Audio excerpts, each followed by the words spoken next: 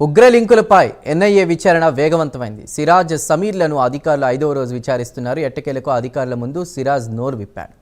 పేలుళ్లకు విజయనగరమే మొదటి టార్గెట్ అని సిరాజ్ తెలిపాడు. విజయనగరంలో 4 ప్రదేశాల్లో పేలుళ్లకు కుట్ర చేసినట్లు గుర్తించారు.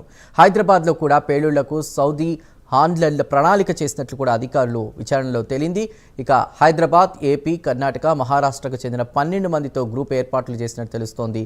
సౌదీలో పేలుళ్లకు సంబంధించిన శిక్షణను సిరాజ్ తీసుకున్నట్లు అధికారులు తెలిపారు. సౌదీ, ఒమన్ దేశాల నుంచి వచ్చినటువంటి నిధులపై ప్రస్తుతం ఆరా తీస్తున్నారు. పూర్తి డీటెయిల్స్ మా ప్రతినిధి నాగేంద్ర ప్రసాద్ అందిస్తారు.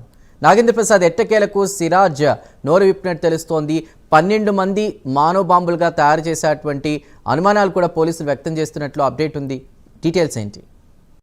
Thank you Chandru. ప్రధానంగా ఈ సిరాజ్ ఏదైతే విజయనగర్ లో ఉంటున్నాడో విజయనగర్ కి సంబంధించి ఒక సేఫెస్ట్ ప్లేస్ గా కూడా భావించినట్లుగా తెలుస్తోంది. ఎందుకంటే విజయనగరం మీద అంతగా దృష్టి ఉండేటువంటి అవకాశం ఉండదనే నేపథ్యంలో పేలుళ్లకు ఎక్కడైతేనే బాగుంటుంది అనేటువంటి ఒక అభిప్రాయంతో ప్లాన్ చేసినట్టుగా కూడా తెలుస్తుంది. మరోవైపు సిరాజ్, సమీర్లకు అందినటువంటి నిధులపై కూడా దర్యాప్తు బృందాలు ఒక పక్క ఆధారాలు కూడా సేకరించినట్లుగా కూడా తెలుస్తోంది. దర్యాప్తులో భాగంగా వాళ్ళు అనేక అంశాలు ప్రశ్నించినప్పుడు ప్రధానంగా ఈ ఆర్థికానికి సంబంధించిన అంశాలపై దృష్టి కేంద్రీకరించారు. నిధులకు సంబంధించి ఎక్కడి నుంచి వచ్చేయాలనేటువంటిది ఆధారాలు కూడా దర్యాప్తు సేకరించినట్లుగా తెలుస్తుంది. అలాగే ప్రధానంగా విజయనగరంతో పాటు హైదరాబాద్, బెంగళూరు, తమిళనాడులో కూడా భారీ పేలులకు కుట్ర పడినటువంటి ఒక సమాచారం అయితే ఉన్నట్లుగా తెలుస్తోంది.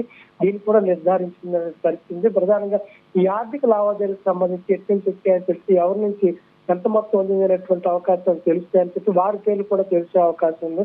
ఫర్దర్ గా దర్యాప్తులో భాగంగా వాళ్ళ తాలూకు వివరాలు సేకరించేటువంటి ప్రయత్నం కూడా జరుగుతుందని కూడా తెలుస్తుంది. మొత్తం మీద ఏదైతే ఎన్ఐఏ కానీ, కౌంటర్ ఇంటెలిజెన్స్ లేదా ఢిల్లీ ఇంటెలిజెన్స్ బ్యూరో కానీ, యాంటీ టెర్రరిస్ట్ స్క్వాడ్, విజయనగరం పోలీసులు మొత్తం 4 బృందాలు కూడా సిరాజ్ని, సమీర్ని వేరేగా వీళ్ళు దర్యాప్తును కొనసాగిస్తూ ప్రశ్నలు సంధిస్తున్నటువంటి పరిస్థితి ఉంది. కోర్టు ఆదేశాల మేరకు వీరు పాటిస్తూ కోర్టు నిర్దేశాల మేరకు నడుస్తూ కూడా దర్యాప్తును కొనసాగిస్తారు. ప్రధానంగా ప్రశ్నల ద్వారా సమాచారం రాబట్టేటువంటి ప్రయత్నం కూడా చేస్తారు.